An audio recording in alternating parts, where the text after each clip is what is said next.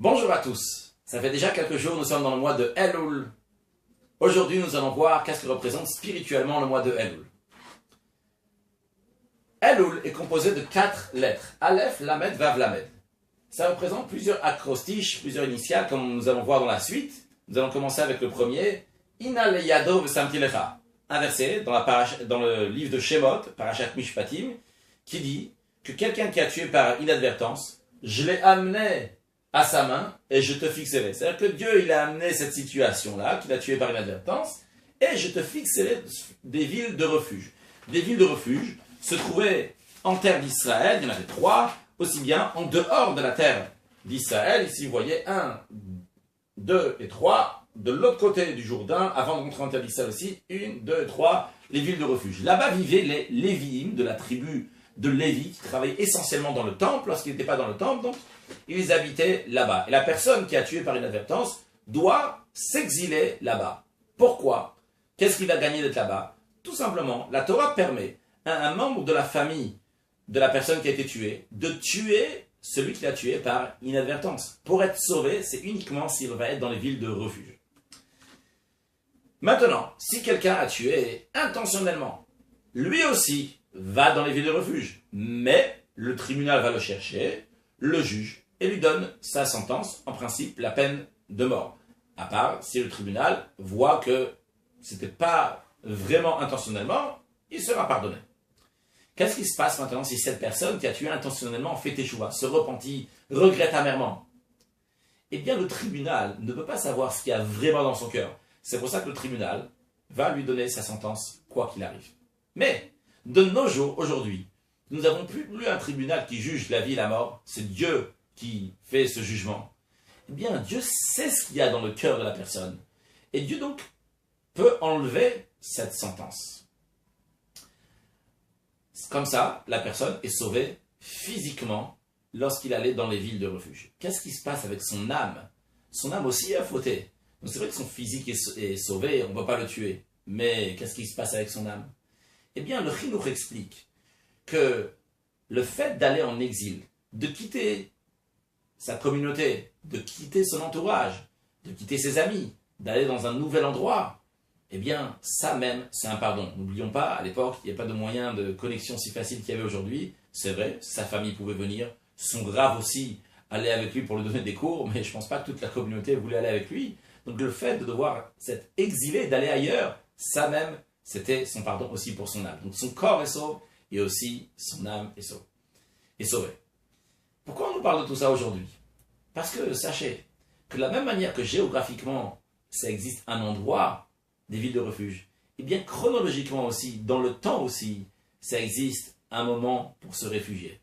Quand est-ce ce moment? Justement, c'est le mois de Elul, le 12e mois de l'année, le dernier mois de l'année, le mois dans lequel on fait un bilan sur tout ce qui s'est passé dans l'année précédente, comment on a pensé, comment on a parlé, comment on a agi avec nos amis, avec ma famille, avec mon conjoint, avec ma communauté, avec mon entourage, comment je me suis comporté envers Dieu, combien de Torah j'ai étudié, combien de mitzvot, de commandements j'ai fait, qu'est-ce que j'aurais dû faire, qu'est-ce que j'ai fait que j'aurais pas dû faire. Bien quand ça arrive ce mois-là, qu'on fait un bilan, ce mois est aussi un mois dans lequel on peut se réfugier. Il y a un programme spécial pour le mois de Elul qui va nous réfugier. Mais vous allez me demander, pourquoi on a besoin de se réfugier? Celui qui a besoin de se réfugier, c'est uniquement l'assassin. Sommes-nous des assassins? Eh bien, on ne va pas dire oui. On va expliquer le sujet, chacun y décidera. Un assassin, c'est quelqu'un qui a fait couler du sang d'un autre, qui a tué un autre. Il a fait sortir l'âme, son énergie, sa chaleur. Il a pris. Eh bien, dans chacun de nous, nous avons une âme divine et une âme animale. Dieu donne à l'âme divine les forces, l'énergie, la chaleur, entre guillemets le sang, la vitalité, pour faire des bonnes choses avec son entourage, des actes de bonté, de charité, de bienfaisance, d'étudier la Torah, de faire des mitzvot.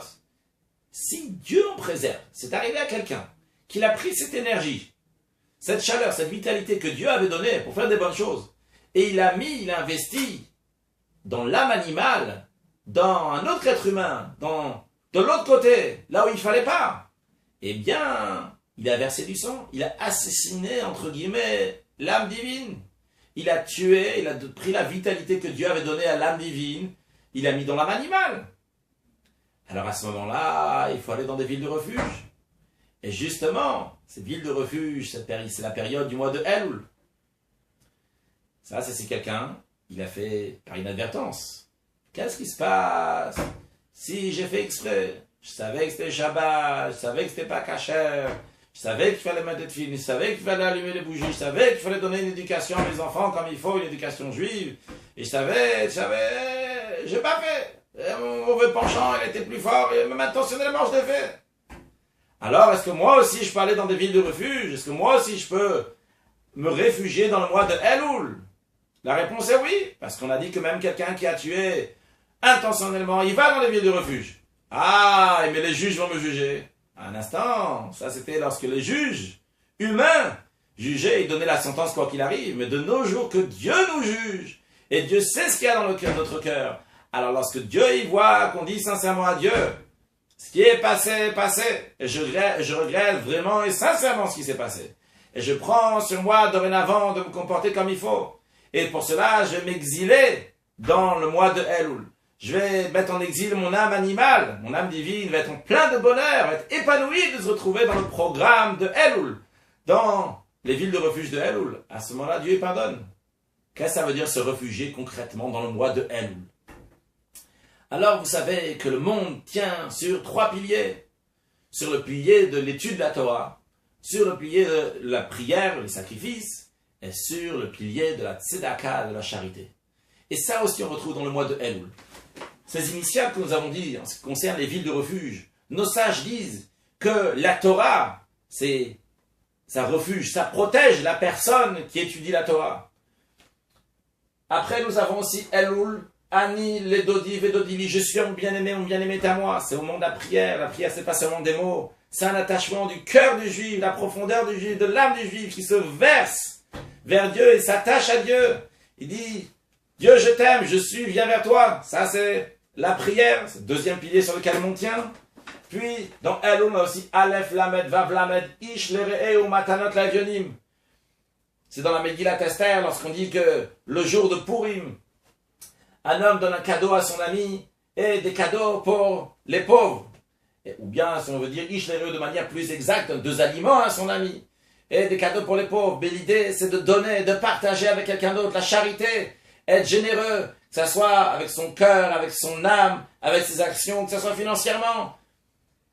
Et tous ces 3 choses-là, ces 3 piliers sur lesquels on tient, qui est dans Elul, doivent être transcendés de l'esprit de Teshuvah, qui aussi on retrouve cette allusion dans Elul, Aleph, Lamed, Vav, Lamed, Et Levavra, Et Levav, un verset dans Parashat Nitzavim qui nous dit, Dieu va circoncire ton cœur et le cœur de tes enfants, de ta descendance. Circoncire le cœur, ça veut dire enlever le prépuce, enlever la partie qui est mauvaise. Ça, c'est faire Teshuvah, retourner vers Dieu. Donc ce retour vers Dieu nous amène à faire Torah, Tfilah et Tzedaka, la charité. Et tous ces 4 choses-là doivent être transcendés avec le 5e, qui est l'essentiel. Ashira la Hashem va yomru les morts. Un verset qui est dans le cantique que les Juifs ont dit lorsqu'ils ont traversé, après avoir traversé la mer Rouge. Il y a écrit, je chanterai à Dieu. Et ils ont dit, mais nos sages apprennent du fait que Moshe Rabbeinu a dit, il y a écrit Az Yashir, que Moshe Rabbeinu chantera. On apprend de là la résurrection des morts qui fait référence à la venue de Mashiach. C'est-à-dire que tout ce qu'on fait aujourd'hui doit être transcendé avec cet esprit que chaque action qu'on fait va amener la venue de Mashiach. Et pas seulement ça, que ce qu'on fait, ça va amener la venue de Mashiach, mais que notre comportement, la manière d'agir d'un juif aujourd'hui doit être de manière avec un esprit de Géoula, de délivrance. Imaginez-vous que vous savez, dans quelques instants, vous allez gagner une grande fortune, des diamants, des bijoux, des pierres précieuses, de l'argent, ce que vous voulez. Dans 1 minute, ça arrive, c'est sûr et certain. Et il y a quelqu'un qui commence à venir à vous embêter, à vous déranger, à faire ci, faire ça, des choses qui sont désagréables. Dans des moments, on fait attention à chaque petit détail, peut-être on serait énervé. Mais là, quand je sais qu'il y a un grand bonheur qui arrive, tout ça, ça compte rien du tout. Alors, lorsqu'un juif, il sait, dans un instant, Mashiach, il arrive. Eh bien, à ce moment-là, toutes les choses qui peuvent empêcher d'étudier la Torah, d'accomplir des mitzvot, de faire des actes de bonté, de bienfaisance à son entourage, vont pas l'empêcher, parce qu'il ne va pas avoir le temps de penser à toutes ces choses-là, parce qu'il sait que Mashiach, il arrive, et il se réfugie dans le mois de Elul, et Dieu, il dit justement, réfugiez-vous dans ce mois-là, je vous donne ces 30 jours de bonheur, de mois de Elul, et par cela, je vais vous écrire pour une bonne et douce année, pour la vie, la santé, la prospérité, la joie, le bonheur, les enfants, et tout ce que chacun a besoin matériellement et spirituellement avec la venue de Mashiach. Now, une excellente journée.